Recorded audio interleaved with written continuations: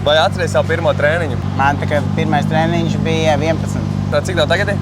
15. Nu, es mācījos taisni braukt vispār. Un man jau rokas trīcēja. Bet vispār pirmajās sacensībās es tam visu noģību, man liekas. Braucu mazajā trasītē strīt klasē.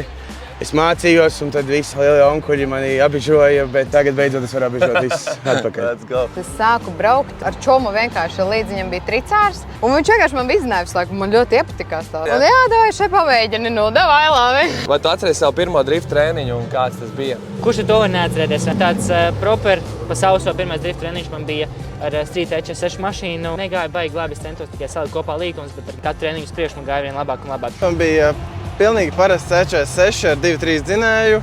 Nebija viegli, bet 3 gadu laikā es izaugu līdz šādām mašīnām.